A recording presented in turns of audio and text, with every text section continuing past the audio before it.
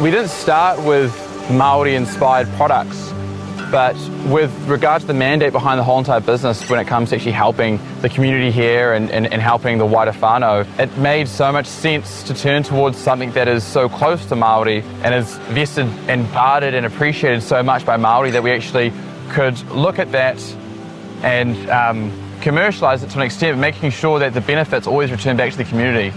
I've grown up in Aotea. I went to school, all Kiwis primary. My family and my ancestors and tupuna are from here. My family still practice ahi here. And ahi literally means to keep the fires burning, so that refers to the home fires. And without an industry here, people can't actually live where our tupuna have always lived, and so it made sense to look towards something that again is deeply rooted in Te Aha Māori. The land is also Aotea, and that is also my tupuna, because we come from here and we go back as tangata whenua to the land.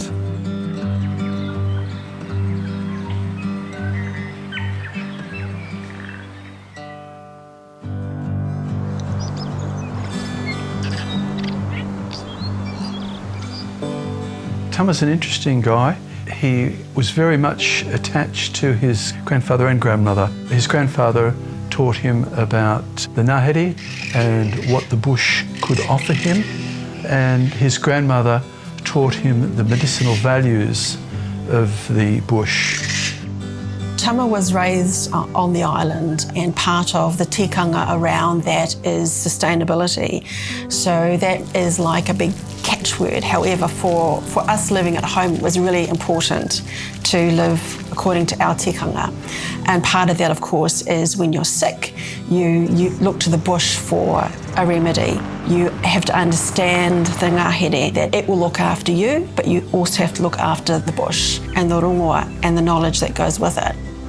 Growing up as a child, he would go all through the bush and he would know intrinsically what he could eat, what he couldn't eat. And it is from that education and that understanding and that connection with the ngāhere that you develop or you understand the tikanga to be able to live here. I remember growing up as a kid, having a pot of komoroha always, brewing on the wood stove. My grandmother would be insistent if we got sick to be having it, and it's very, very bitter, so she would kind of like force it down us.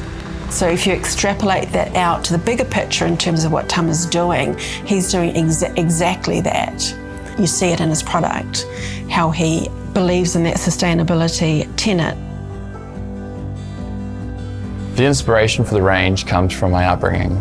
It's created a guide, I suppose, with regard to how we execute on not only the production of the product, but things like cultivation, adhering to certain protocols, and how you pick, and these are things that I learned growing up with my grandmother.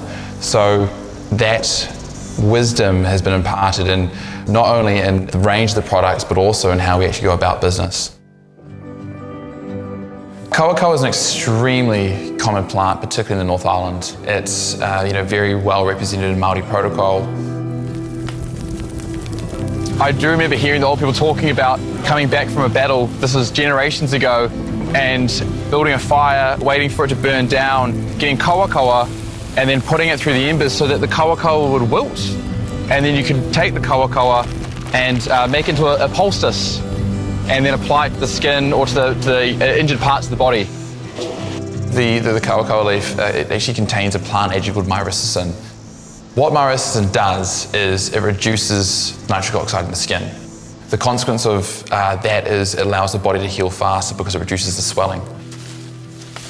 So these healing aspects we've harnessed by taking and infusing the kawakawa and sweet almond oil, which allows us to make into a balm.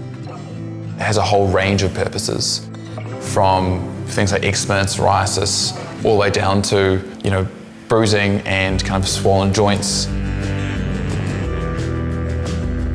Harakeke seed oil is very, very nourishing. It's super rich. It has a high concentration of omega-3s, omega-6, and omega-9. It also has something called linoleic acid. The oil, when made into a cream, is perfect for night. So over that kind of 8-hour period, allows plant agent to seep into the skin and nourish the skin. The Manuka tree is already well published and is recognised for its antimicrobial properties. Scientifically, the Manuka oil possesses a terpene that is extremely antimicrobial. By comparison, it's 30 times more powerful than tea tree oil. This makes Manuka oil potentially the most powerful natural disinfectant in the world. From our kawa balm to our wash, all the way to our Manuka mask. We've added the oil into these products because it helps the cleaning power and the antimicrobial power of our range. So when bees actually take the nectar from Manuka flower, they infuse these antimicrobial and antibacterial qualities into the honey and something called methylglyoxal, or kind of commonly referred to as MGO. What qualities the honey possesses, again, very healing, very kind of cleaning. Topically, it's kind of helps with skin irritations and issues associated with inflammation. What we've done is we've wrapped the honey into a cream, and we've actually kind of specifically aimed our Manuka honey cream towards a market that caters to sensitive skin or dry skin. Honey mask, the bulk of which is actually Manuka honey, we combine with Manuka oil. What this creates is a very healing and rejuvenating mask, but also cleans at the same time. It's really, really hard to have a combination that's hydrating and also cleansing because they're kind of counterintuitive. The honey we use is MGO rating is 800 plus, which is very, very high end of the spectrum. We also have a range of edible Manuka honey. It's as simple as it gets, really. It's straight from the hive, right to the jar. There's no added processes that involve heat or pasteurization. And what this means is that it can retain its unique and healing qualities.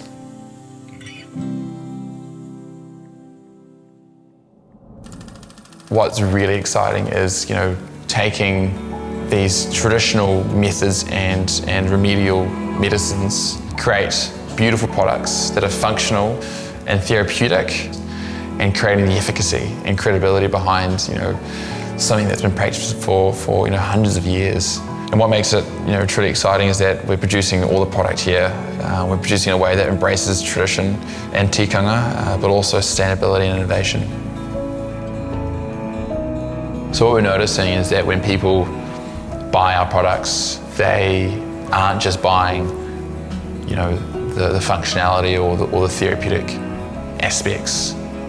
They're also buying, the tradition. They're buying almost a little bit of Altea every time.